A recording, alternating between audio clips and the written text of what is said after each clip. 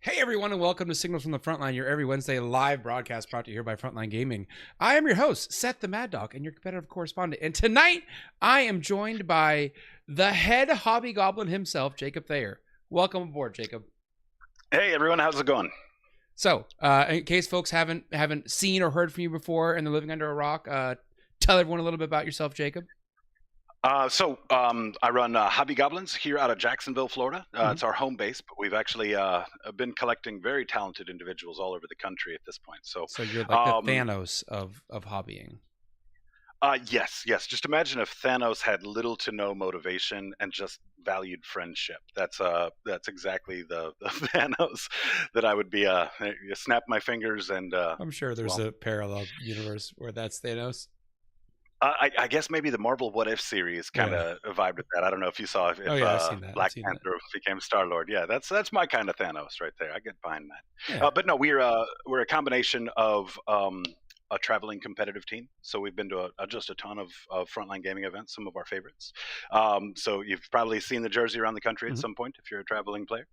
We also have a commission paint studio that we do a lot of stuff like the trophies and the props. We paint those up. You can see those in the background of our YouTube channel, and another third outing for us, battle report series called Cave Reps that we do Monday night, 9 p.m. Eastern Standard Time. Yeah. I've been checking out the Cave Reps. They're a lot of fun.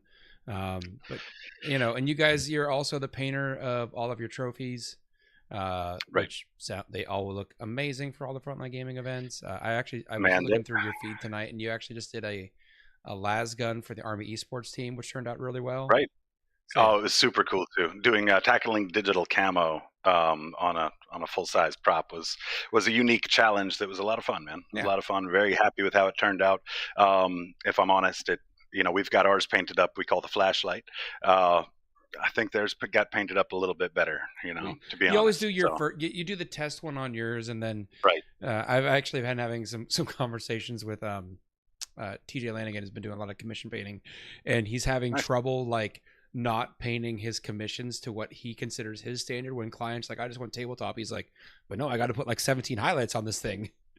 Right. Well, and that's there's some wisdom that comes with doing it for a while. And like the way that we tackle that problem is simply, we're a very small commission studio. We only take on so many projects a year, and they have to be of a minimum quality because we're not going to paint under that quality even if we try.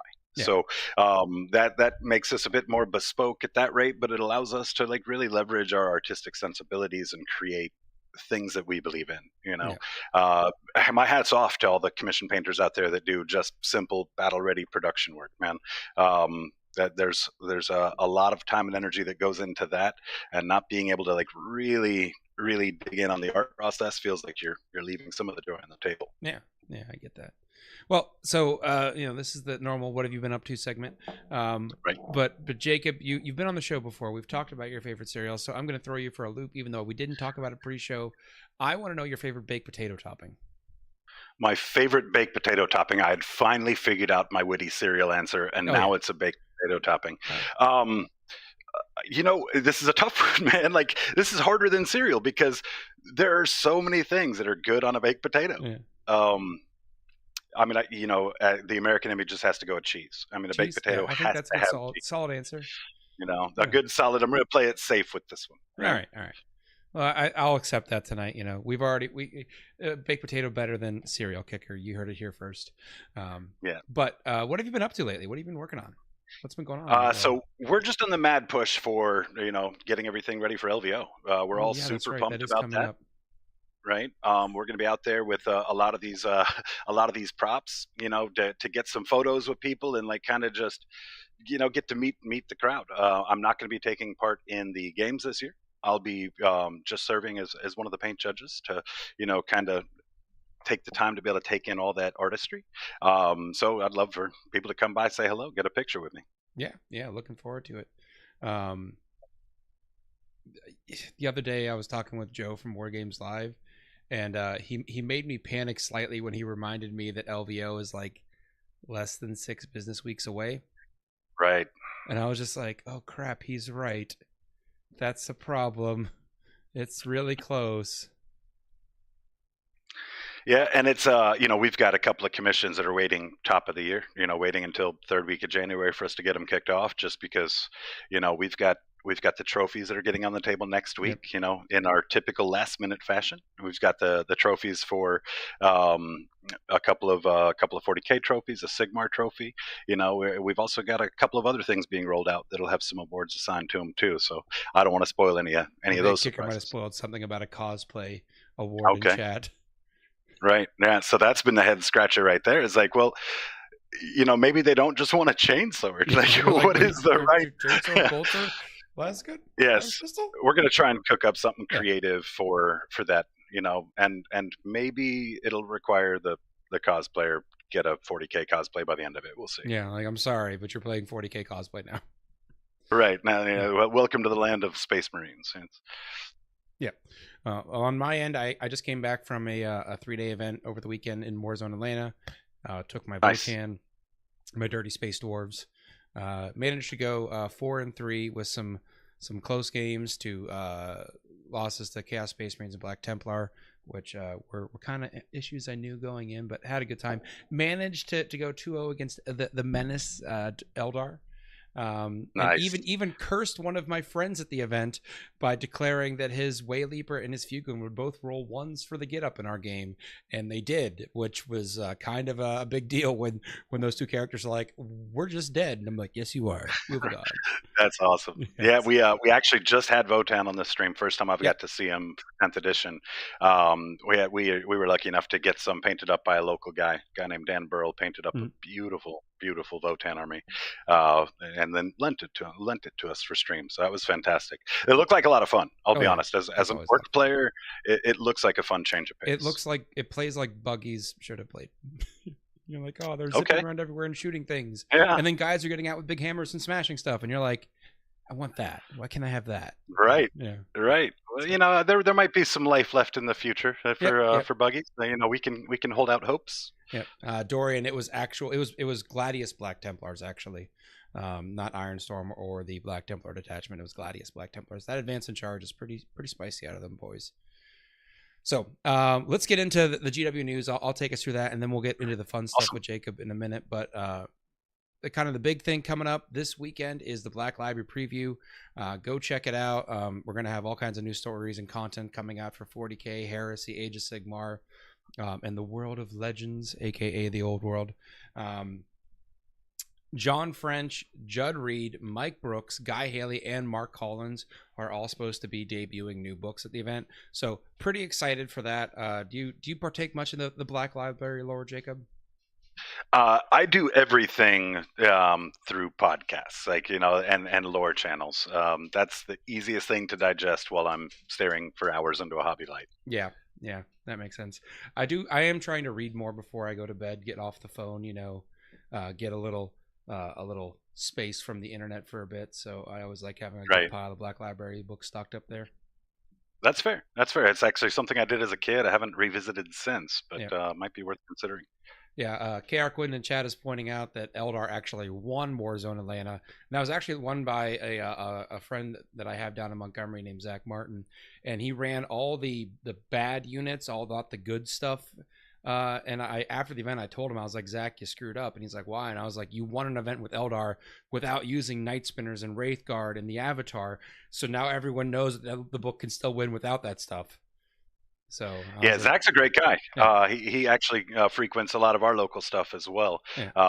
That he had those that are recent GT. That same, I'm not sure if it's the same list, but the same Eldar paint, the pink and peach, that kind of pink beige one. Yeah, really cool. Yeah, so great job for him. And then as I had to make fun of him for spoiling it, that perhaps he let the cat out of the bag. There's other good things in the Eldar Codex besides Wraith Guard and Avatar and Night Spinners. So. Right. No, a lot of times there's plenty of good stuff hidden, but the low hanging fruit is what everybody's talking about. That's the most efficient thing, but the next step in efficiency is it's still pretty darn good, even if it's just a little less efficient than those other things. Take some creative problem solving. I really enjoyed all that 9th edition run of staying off meta with orcs for that same reason. Just kind of figure out a different problem. Well, GW did put up their pre-orders. We have the new Necromunda book Apocrypha Necromunda. So that's the new expansion for that new campaign book. I really wish I had time to get into one of these kind of small scale narrative games because they're always a lot of fun, kind of developing your warband in between events. And Necromunda has some amazing models. They're putting out the Palatine Enforcer, which just screams to the modelers in us orc buggy fodder. Yeah, definitely. It definitely, like, I'm like, that looks like it's about the right size for an orc buggy. Slack that thing on a base, orc it up. I think we could get some good use out of that. Lots of good fodder in the Necromunda line for that, for sure. Yeah. We have a question in chat that it's a nice, softball for you, Jacob. Do any of the Hobby Goblins actually play at FLG events? Oh, absolutely. Actually, the vast majority of them do. I did through last year is when I had an opportunity to step up and start contributing to the hobby in general via paint judging is when I stepped away. But no, we've got people of all skill levels because we're there for the game, we're there for the fun. But one of my guys, Rob Hawkins, man, he's been threatening top tables quite a bit. Threatening with the death card, always causing problems. He's always cooking up just something crazy. I remember, New Orleans GW event, long before they were cool. He brought a Grey Knights list with a Land Raider and finished positive just to see if he could. Just to see if he could bring a Land Raider. Just to see. I think 6 servitors in the list. So clearly he wasn't expecting too much out of it. But yeah, no, we've got people that can play the game at a very high level. Yeah, they certainly do over there. Getting back to some products, they also previewed. Come on, computer. The new Thousand Sons Librarian Council. I don't play Horus Heresy, but I certainly would expect to see that model slip right into some 40K Thousand Sons armies. It has all the right iconography on it. Oh yeah. So always do like to see those models coming out, and I do like their cherry red armor scheme that they do for the pre-heresy stuff. Yeah, not my vibe in turn. I definitely like the newer Thousand Sons stuff, a lot better color theory happening with it. But all of the models are beautiful. All right. Well, one more little bit of business to take care of before we get into the fun stuff. Some of you might have seen this posted around on the Army Painter page as well as now recently on the FLG page. But unfortunately, the owner of Army Painter, Bo, who normally attends LVO every year, is unable to make it because of life commitments, but he has a ticket. So now he is running a competition to win Bo's 40K ticket. So go check out their social media, go check out ours, find the links to the contest, and get you a chance to win a ticket to the LVO at 40K at LVO because it's sold out. And this is probably one of the few ways short of finding someone on the community page selling a ticket for you to get one before the event. So go check out Bo there and see what nonsense the Army Painter has cooked up for you to get that ticket.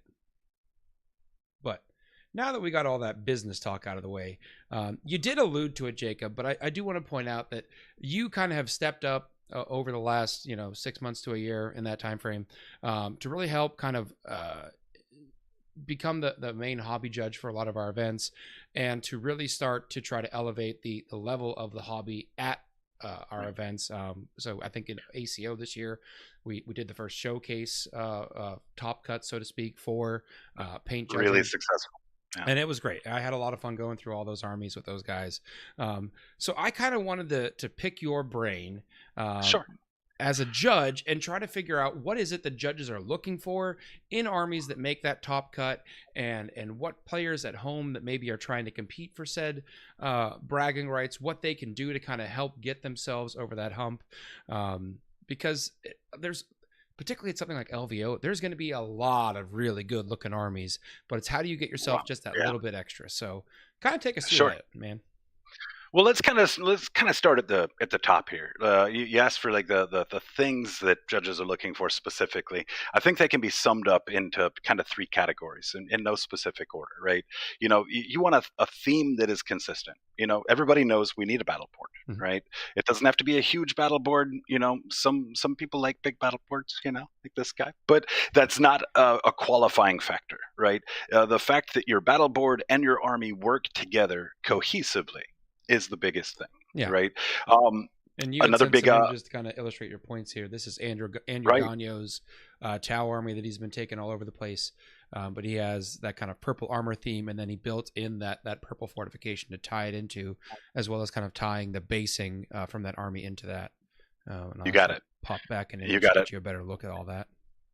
And so when we take a look at this image, I included this one specifically because now we're in a realm where, you're talking about like special effects for cinema. You're talking about old Lucas films, all these old tricks. This is what they were doing, with to create a lot of these effects, right? This looks like models that are engaging in an environment. And if it wasn't for a black base rim elevating it off of the surface, this could be very believable with very minor effects, right? So we're going to process that. Us judges are going to process that and say, is this board an afterthought, or is this board something that is propelling the story that the army paint is being told, right? Yeah. And that's another big aspect. Another big thing we're going to be looking for is originality, right? You can paint box art, and that's a great demonstration of technique. Right. But if you're not taking an opportunity with your full composition to do something creative, right, then it's going to be real easy for, a certain army to just kind of fade into the background. If you've got box art, Iron Warriors, and there's 8 Iron Warriors competing, right? Well, chances are, you're going to look a whole lot like the rest of them. So being able to do something unique and creative is another thing that's really going to make you stand out. Yeah. And that goes all the way down to your color theory. Right. Even looking here kind of in the foreground of the image, he has his crude hounds that he's painted kind of different. They're still in the same shades, but we've got some more vibrant colors there to make them pop out a little bit more. Right. And we can definitely talk about a lot of the compositional stuff as well to really propel that. But those are the let me just put a cap on this, right? If you're painting a box art army because you like the way box art looks, the battle board is your opportunity to do that thing that's creative, right? It's that the opportunity for you to take and say, yep, I might just be Ultramarines, or I might just be, your traditional Chaos Knight scheme, but this is my opportunity to tell that story. Yeah. So the composition of the whole thing, I think, is the biggest and most important element, right? Composition is going to include your color theory. It's going to include, the elements within the thing. It's also the narrative, right? Mm-hmm. If you look at Andrew's board right there, that's telling a story. Those guys are moving towards that point of action that's just off of that table board, right? So you've got movement that's happening, and you've got, like you said, an excellent use of color theory. When you really get in close on those models, you'll see, excellent technique as well, right? Yeah. So it's before the biggest in the board. I do want to. Sure. I see this on a few people's boards, and I always think it's worth pointing out. Having that backdrop really does help frame the board. It does. Because if you take that backdrop away, he still has, an amazing board and amazing painting skills, but just that simple background to that scene really does help set up the image in your head. And so when you're talking about composition, that really does go. It's like having I always think of the base rim as kind of the frame of the model. So this really helps frame this image in my mind of, they're in this base, they're deploying they're advancing towards me, wherever I am on the battlefield. So I think that's worth it. But we will hop ahead to, you had a close up here of some of the work he did on one of his stealth suits. Right. So that'll give you some of the real basics, right? Another thing that I really want to talk about here, because we're talking about winning, and winning is great. Everybody likes to win. Right. But if we set our goal as the win, then we're also setting a qualifier. Right. And we're saying that if I don't win, I'm not good enough. Right. And so the other big thing about this is you have to have, whether you're playing the game competitively, whether you're hobbying competitively, you have to have a clear understanding of where you are and where you want to go. And you need to consider those things in a vacuum. Right. A couple other, if you compare yourself to, Andrew Gagno here, or you compare yourself to a couple of the other photos that you'll see here in a moment, some, the Eric Mullins, the Kevin Grubbs, the Matt Aaron, the guys that are sitting up top of the hobby track. If you compare yourself to those guys and say, hey, I like my stuff, I must be as good as them, you're probably not looking at all the things that have made them great. You're not seeing all of the failed models that they've put out or the projects that they've had to strip and start over. You're not seeing the number of times I hear people talk about, I screwed that up, so I just stripped it and restarted. It's a thing, right? And so if you compare yourself to a person that is doing something that maybe they've cultivated that skill over 10, 20 years. And, you're a year, 2 years, 3 years into the hobby, wanting to be somebody, that is very well and doable. But you have to have an honest understanding of where you're at and where you want to go. Because if you don't podium or win, right, you need to still be able to walk away from that knowing that you've accomplished something fantastic.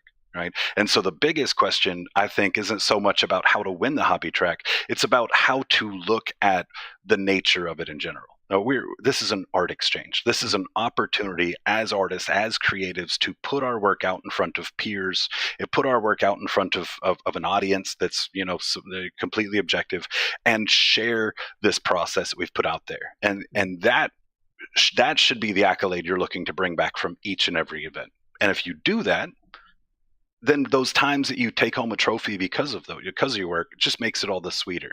But you don't have the sting of I wasn't good enough. Yeah.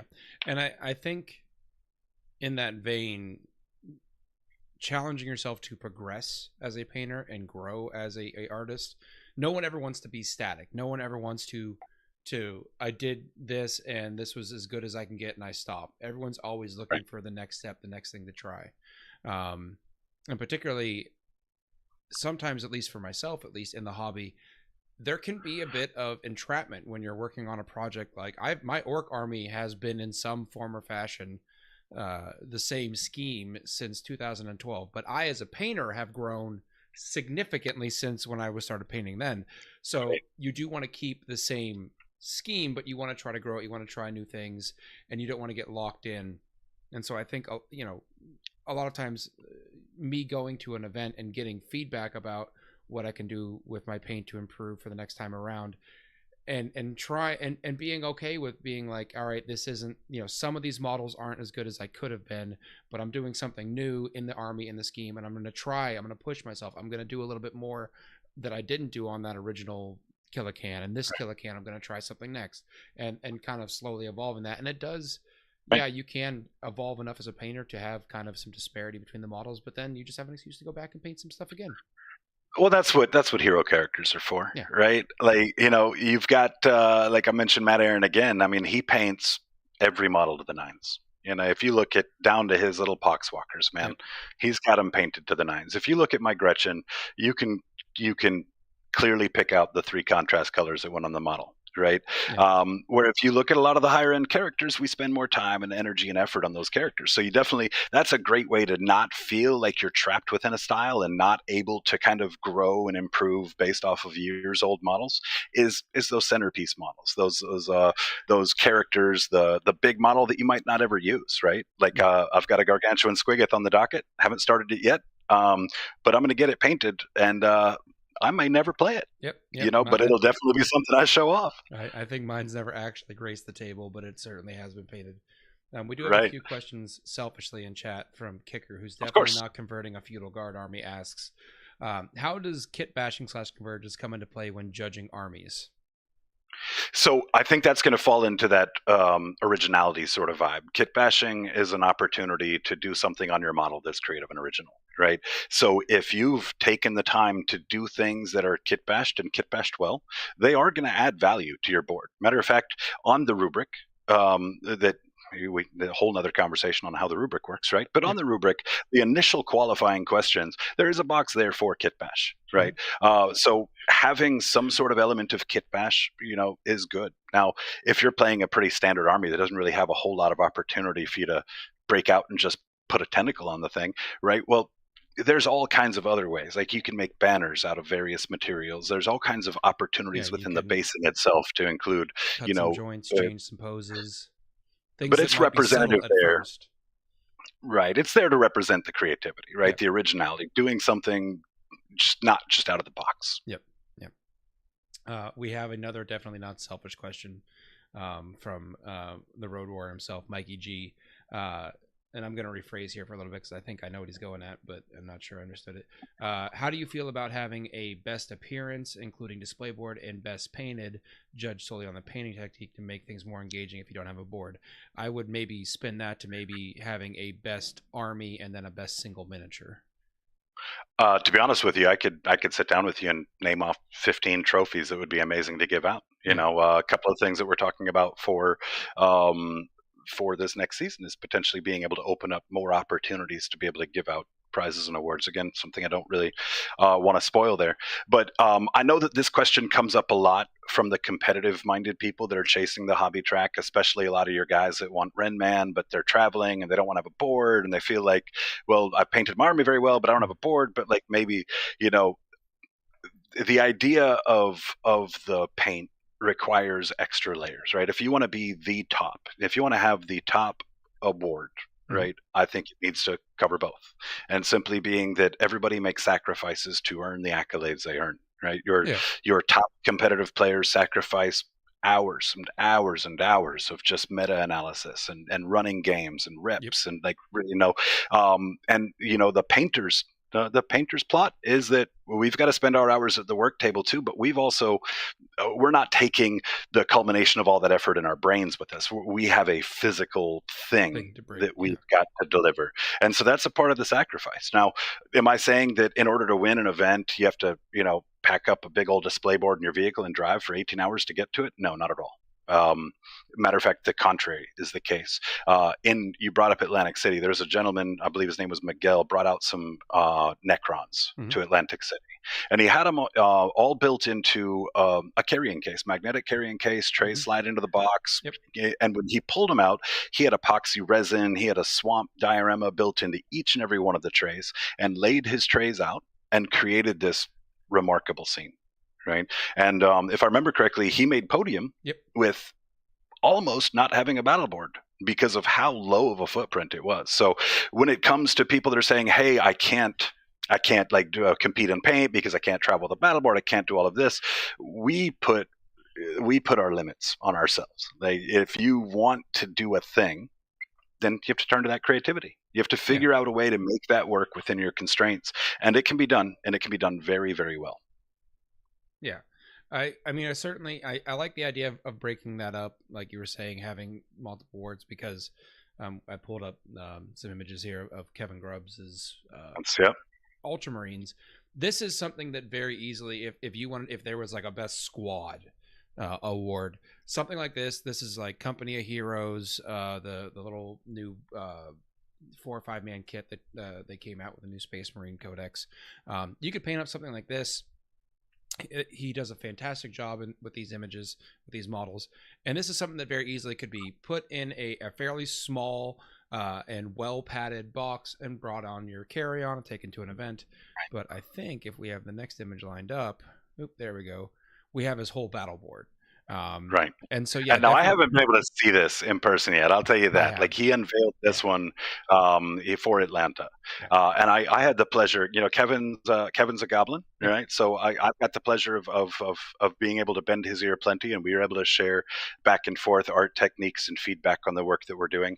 And I got to sit down with him on the brainstorming session of this as he kind of laid out what he had planned for it. And I'll tell you, you know, just off the pictures alone, it turned out way better than even I imagined during those sessions, man. Super talented guy out of Dallas, Texas. Yeah. And I did see this in person, and I think you're right. We do need to like recognize someone that is going to go above and beyond just the painting of the individual models to plan and construct, because you can see here in the image, this is I don't know if it's really a battle barge or a fortress, but it's basically an installation of Ultramarines, but there are different theming to the rooms. We have the apothecary and we have the garage. So he has different models in there telling the story, like all of the armor is down in the garage.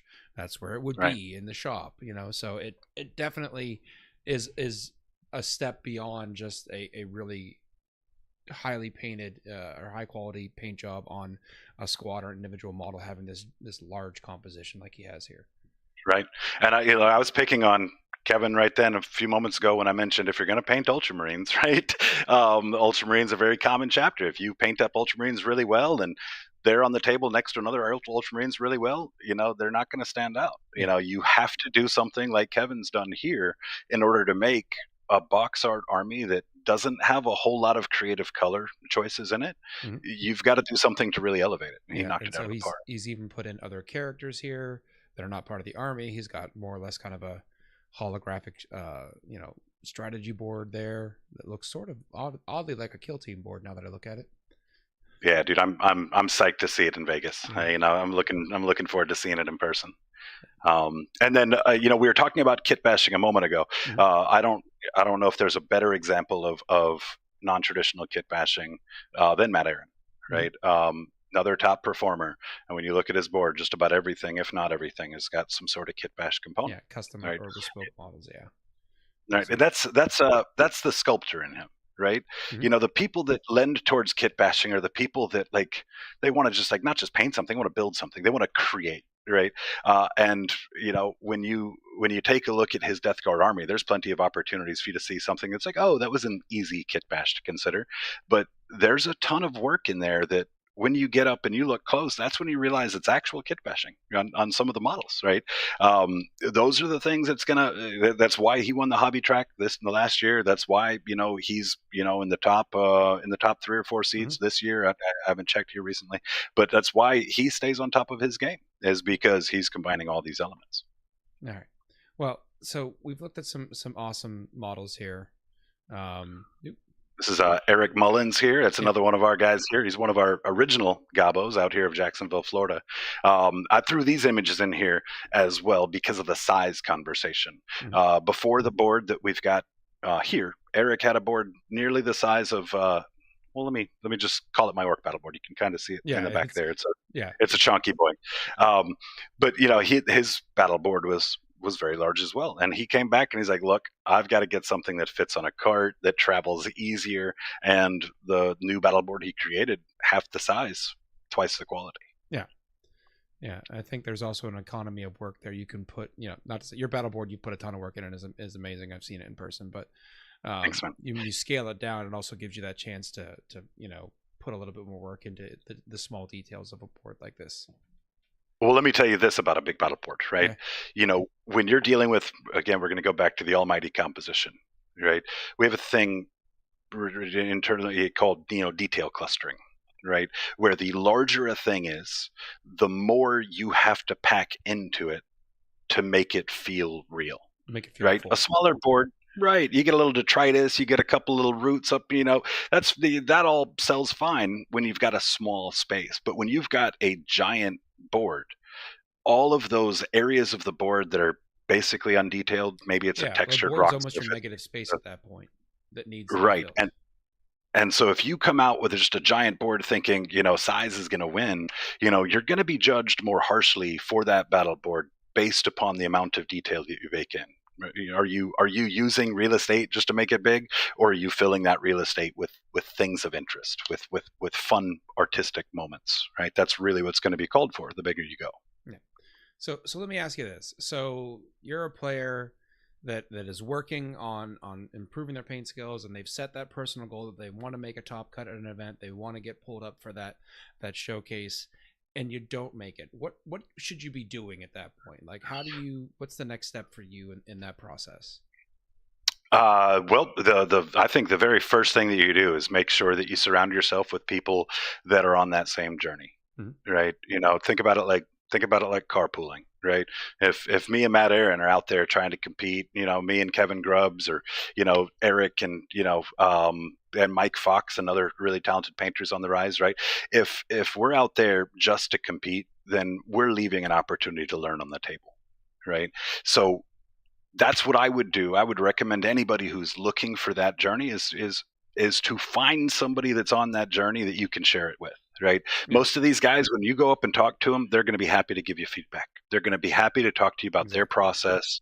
They're going to be happy to tell you about all of the failings, all of the things that didn't go right, and a lot of times the pivots to have to make it right at the end. So if you can absorb some of other people's experience without having to go through and earn your own the hard way, that's a great way to kind of skip the line and be able to amplify your results.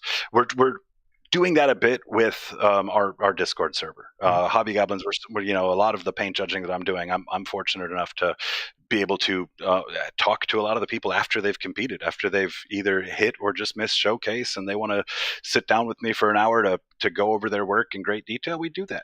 And every opportunity that I've had to do so, I call it an opportunity, because while I'm sharing the things that I've learned and experienced, I'm also pulling from them and from their experiences. So in that way, it's sort of like we're both kind of coaching each other at that sense. We're both amplifying the knowledge that we have, and a lot of times that helps amplify the motivation, which is probably the scarcest resource in the art world, generating that motivation. Yeah. So in that vein, do you stay in touch with people as you're working on a project? Like you were saying, you were talking with Kevin before his project, do you guys circle back and say, hey, I tried this technique on this model? Sure. So you don't just lock yourself in a hobby dungeon for 3 months, work on the project, then come back out to the next big event and say, how did I do? Right.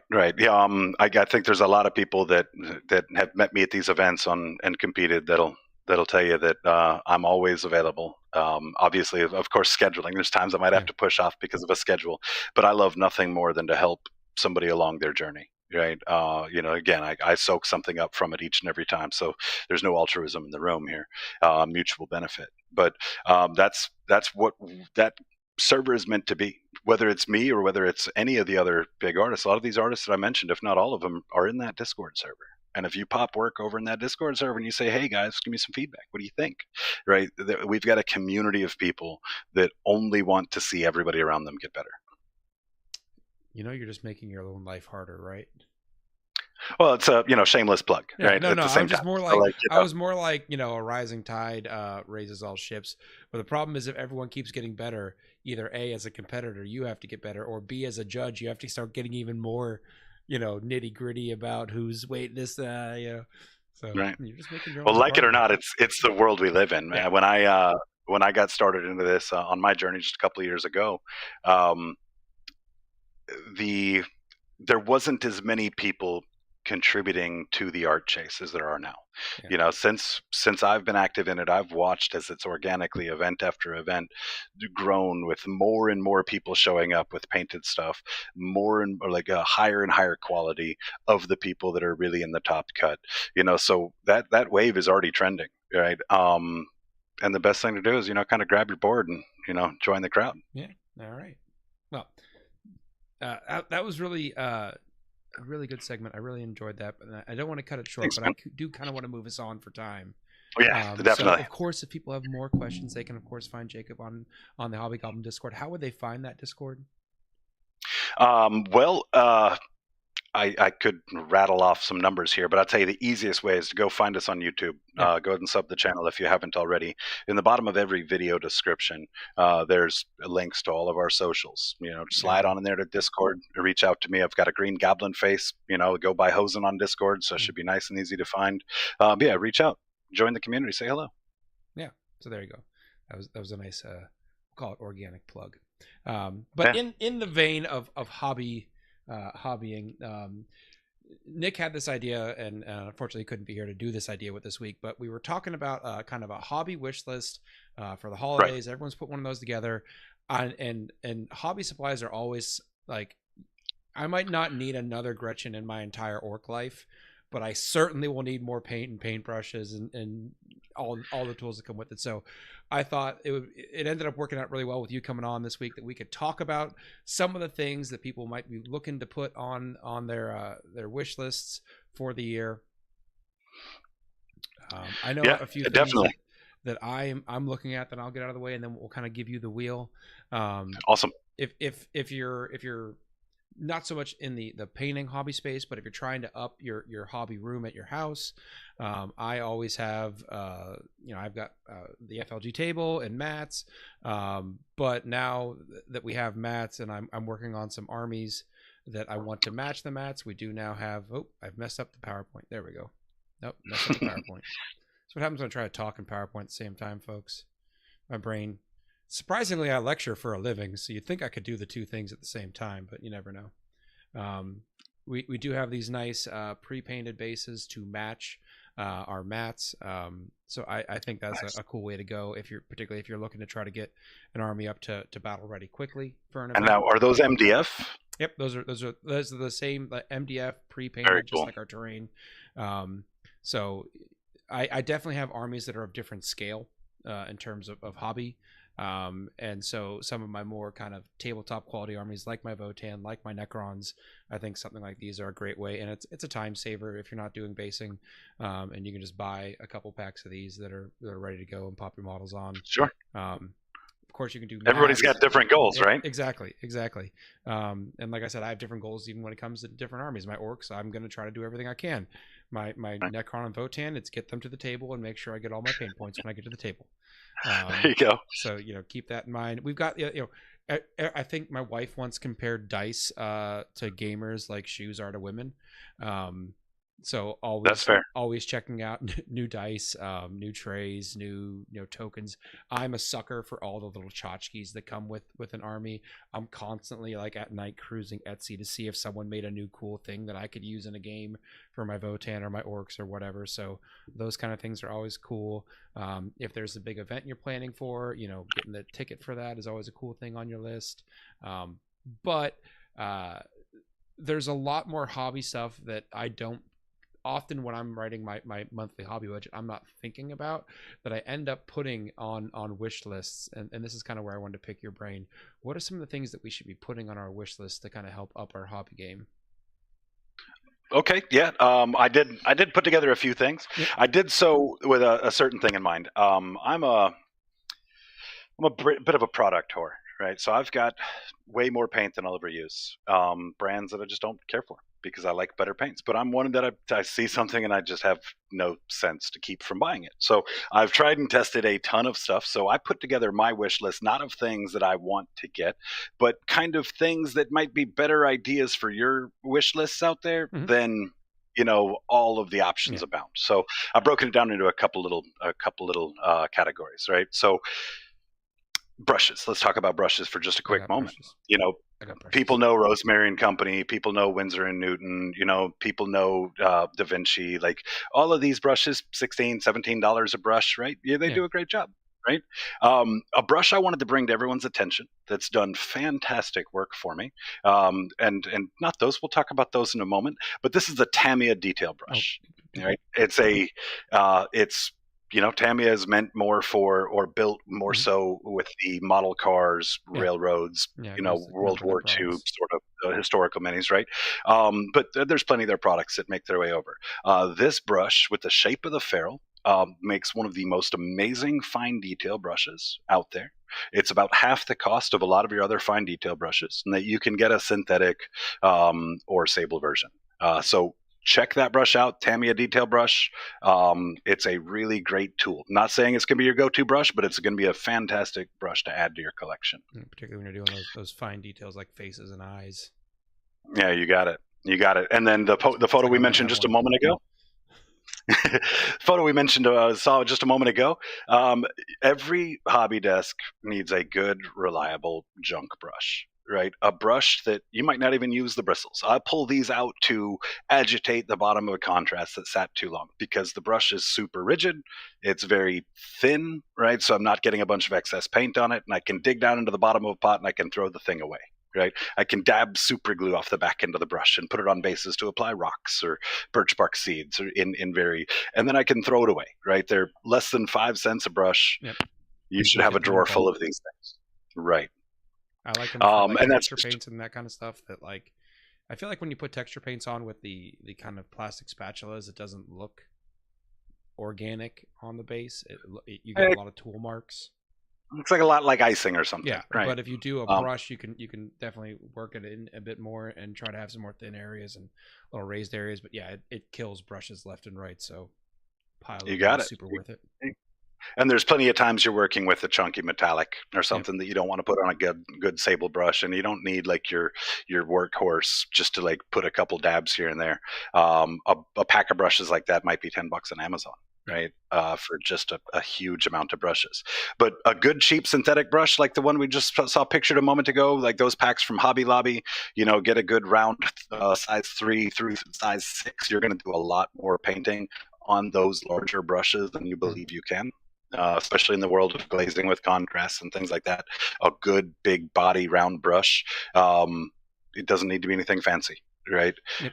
If we buy all fancy brushes, we're throwing money away. Yep. Make sure you got your good fancy brushes for the things that you need them for, but expand beyond there. Everybody should be using a wet palette, and there's wet palettes out there, right? I'm just going to go all over the place for it. I'm just going to make you. Yeah, you are. You had an order in the images, and now you're just like, woo, go crazy. Well, I think the order in the images was alphabetized. Yeah, well, you know what? That's the order I loaded them in, Jacob. So we're living in the world that we got now. That's all great. I'd assembled them kind of in this idea with the idea of like this is a lot of your more economical stuff, and then some of your more expensive stuff that's worth the consideration is added later. So this Master's Wet palette right here. This was a wet palette that I remember. My grandmother had an art studio when I was a wee lad, and I remember being 5 or 6 years old, playing around in her art studio, and I remember this wet palette from way back then. So when I got back into the hobby, a couple of years back, I saw all kinds of wet palettes that have magnetic attachments and additional trays and bells and whistles, and this is my workhorse. Probably the cheapest wet palette you can get on the market. It holds water. It holds a sponge. It holds the paper, right? And it's a really easy way to fill out that need if you have it without having to shop for something like, kind of kitschy or overpriced, right? Yeah. So really good low cost tool right here. Yeah, and wet palettes definitely. If you haven't painted with one before, for years I didn't, and then I made the switch, and it's kind of like once you do, you can't go back, just because it extends your working time so much longer with an individual paint. Not necessarily like saving it for days, but having it, having a single kind of dollop of paint or dot, depending on what you're using, lasts for 45 minutes to an hour. Particularly when you're like, oh, I got to go back and retouch that spot up. You're like, oh, I got some right here. A wet palette is also a great kind of median for the different types of paint consistencies, right? Mm-hmm. When you put paint on a palette and it takes on that little bit of moisture that persists, you've got a space to work with the paint and see how the flow of the paint works before you ever touch another model. A traditional little plastic palette, you're going to just have paint running down the side of the cup and not going to be nearly as accurate in terms of figuring out where you want your viscosity. Yep. Where am I going next? All right, so next, keep you on your toes here. Let's go with another plug. How about one of our sponsors, Too Thin Coats Paint? Not just because they're a sponsor. Long before I got to call them a sponsor, I fell in love with this paint brand. Yep. There are certain things that it does not do. It does not currently have an answer for contrast paint. It will very soon, right? Until then, I'm using my contrast paints accordingly. But this is a very economically priced paint that is one of the highest quality paints on the market, in my opinion. Right? It's very what I find I like in a paint. Monument Hobbies makes a great paint, but it works better with a brush than it does an airbrush. Right? Scale, you kind of have a similar sort of thing. Another great paint, right? But it's known for its finish. That's its strong selling point. Not that the paint's real good, that it finishes well. This is a paint that has a great finish. It converts very well for an airbrush. It works very well off of a brush. The bottles have agitators in them. There's no stupid flip caps, right? So if you are in the market for another paint, I can tell you this is a paint that I would strongly recommend that you chase out. If nothing else, go grab the white from any of your local game shops that are shelving it. Give it a try and see if you don't drink the Kool-Aid. Yeah, and I will say, going back to the holiday theme of this, most paints, and I'm sure Duncan has this in his line, has a set that you can buy where you can get the whole color range. Right. I know when I'm out like at the hobby shop shopping, I'm picking up, I need this color, I need that color, I'm shopping specifically. Right. And what that has a tendency to do, particularly where I don't have access to my hobby shop very easily outside of my home, and I go, okay, I'm painting a model. I'm like, I really want to do kind of a purple glow effect on this energy weapon, but I only have 2 or 3 purples to work with. Right. And that's it. That's all I've got on my shelf. So if you have the opportunity to throw something on a wish list, throwing something like a whole set with a wide range of colors on there is great, because it gives you that chance to play and experiment when you want to, instead of going, I need a pink and I'm going to go buy one pink and that's the pink I have until the end of pink. Right. Yeah. No, it's and again, the pricing on it, right? It's closer to an Army Painter price point than it is a GW price point, but the quality on it is top notch. Yeah. So I always enjoy messing around with new paints, and I always like having a nice wide array to play with. I'm sure you. All right, show me that water bottle. Okay. Can I get a water bottle for 500? It was nope. It's this way. There we go. Water bottle. All right, so this is a tool that is dollars, right? Yep. And it is just so valuable. If you do not have one of these kink-necked water bottles, tattoo water bottle, you can search tattoo water bottle on Amazon, pull it right up. If you do not have one of these water bottles on your desk, man, oh man, let me change your life for $4. Okay. This is going to be fantastic for clearing out your airbrush cup. This is going to be fantastic for revitalizing the water in your wet palette. Mm-hmm. It's fantastic for aiming unassumingly at your dogs and just giving a little squeeze as you walk by to see them panic. It's got so many valuable uses for this bottle that, everyone should get their hands on one. Super easy fix. I think I actually I don't have those, but I have like the condiment bottles, like the ketchup and mustard shaped bottles. Yeah, it's anything. For a cosplay thing I was doing where I was doing a bunch of contact cement. I have probably another 20 like similarly shaped dropper bottles. But yeah, just having and so what I do is I have like, here's one full of Simple Green, here's one full of alcohol, here's one full of water, here's one full of Windex, all the different things I need. I'm like, all right, I have all these little bottles. So yeah, right.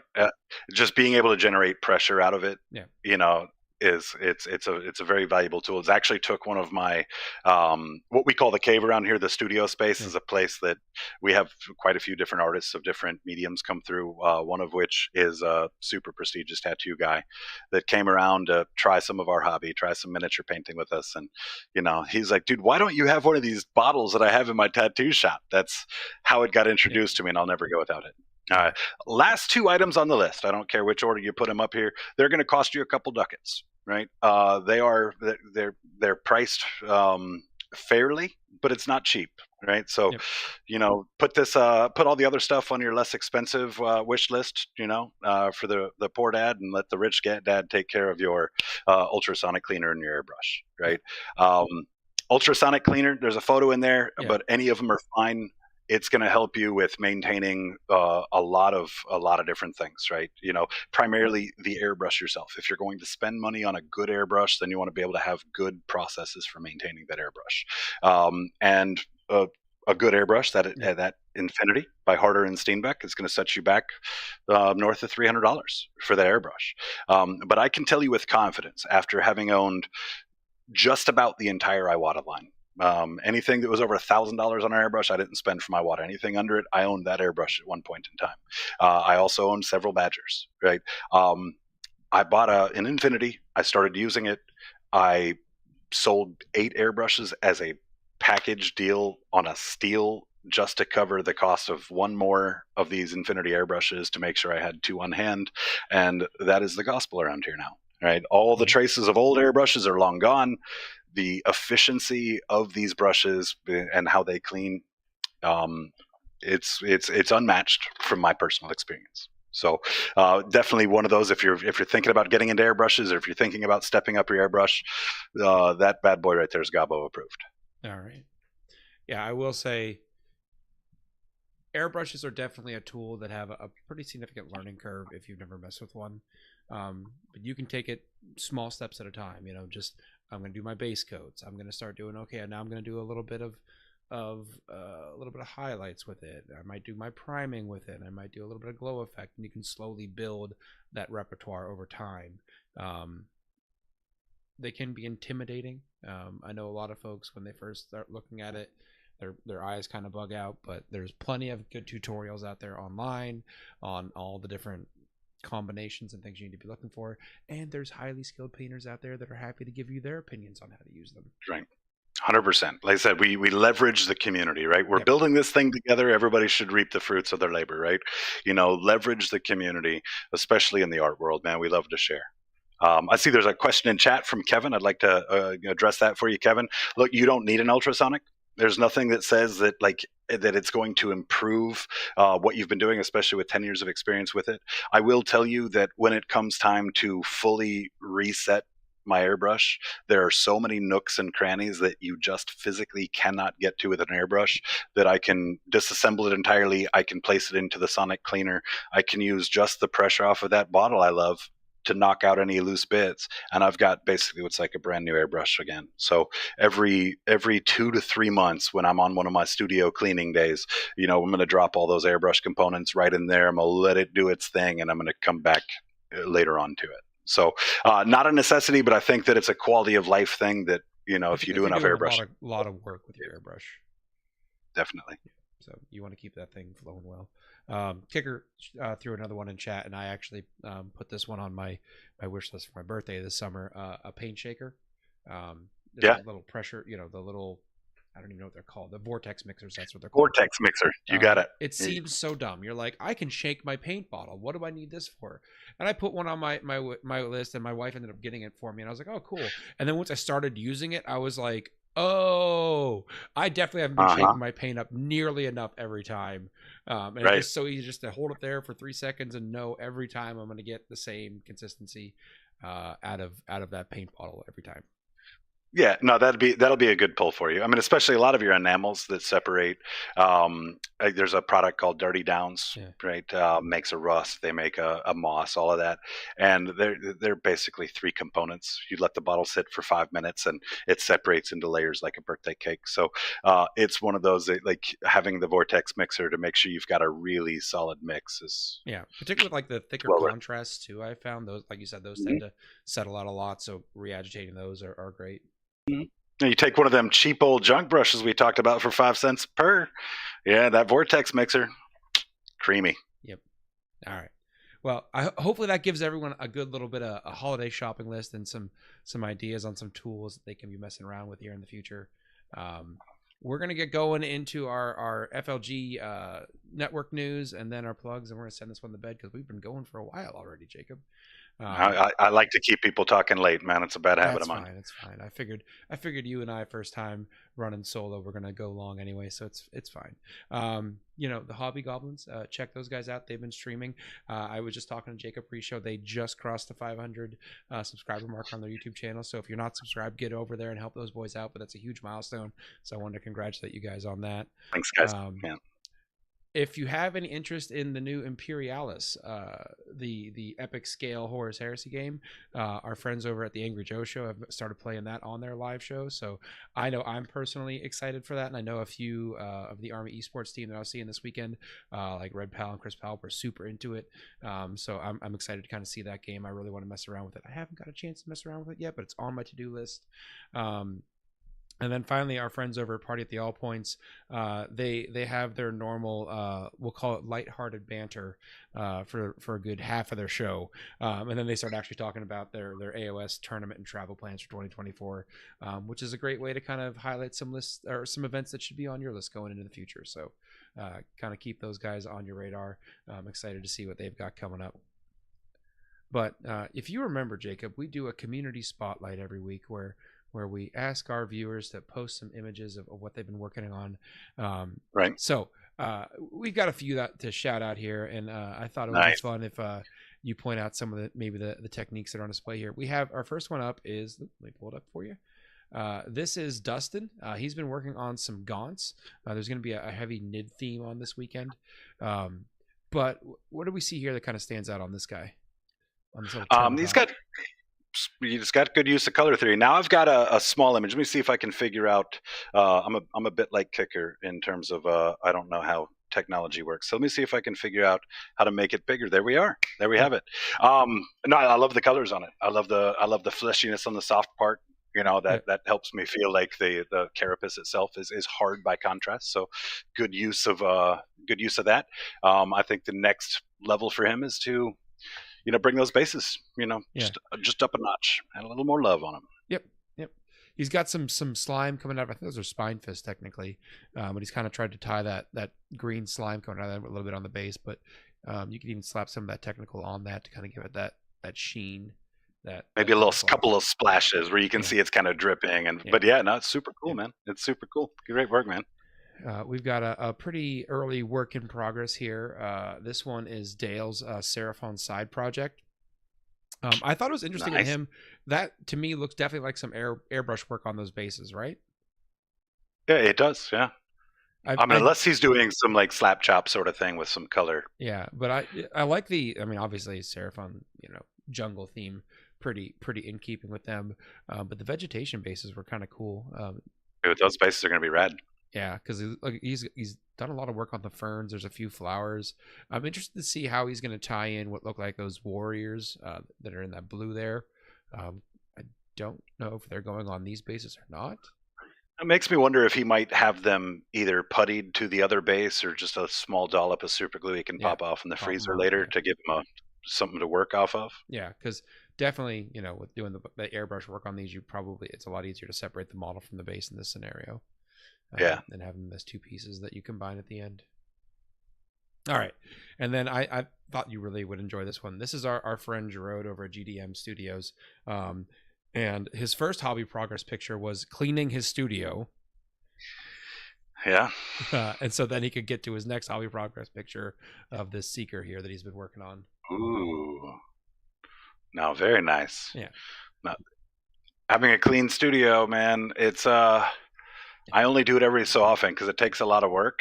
Yeah, I don't every project. There's a reason my hobby project is a very close image of my models and not my room. Dude, every project is a reason to just destroy the space. It's really what it is. I took the smallest room in our house for my hobby room, and I quickly filled that up. Well, my wife was smart. She said, look, just take the living room and the dining room and just give me a bedroom to watch TV in. Yeah, so you're like, okay, great. Well, I think that's about it for tonight, man. I really appreciate you hopping on and kind of taking us through this hobby-centric episode. It's been really fun. It's been a great change of pace, so I like doing these when we get a chance. Also, I just haven't seen you in a while. We haven't crossed paths in the wild for a bit, so it's just nice to kind of catch up and chat. So, dude, 100%, man, 100%. I appreciate the opportunity to get on here. Last minute or heads up, doesn't matter. Reach out anytime. I'm always happy to hang out with some friends of mine, man. And I hope to see you at an event soon. Yeah, I'll definitely be around. We'll cross paths soon, I'm sure. But folks, don't forget, check out the Hobby Goblins YouTube channel. Also, they have their Facebook page where they do, I think, Work in Progress Mondays. Right. I think it might have a slightly different acronym for it, but it's in the same vein. And of course, check out their Discord. Support those boys over there. We do love them. And of course, say hi to them at their events. They might have a fun event or two going on at LVO, like maybe the what is it, the scavenger hunt again? I don't know that we're going to get that one executed. I know that the photo booth itself, to get all the props out there and get a backdrop out there and create that, has taken a lot of energy. The one last thing I want to add to what you had to say there is if you're out there looking at getting out to one of these events, either LVO or even something coming into 2024, and you want a second set of eyes for the art that you're working on, hit that Discord. Come say hello. I'm happy to spend some time with you. All right. Well, thank you so much for joining us, Jacob. We really appreciate having you on. My pleasure. And thank you guys so much for watching. We really hope you enjoyed this episode of Signals from the Frontline. Everyone, have a great week, and we will see you next Wednesday. Good night. Good night.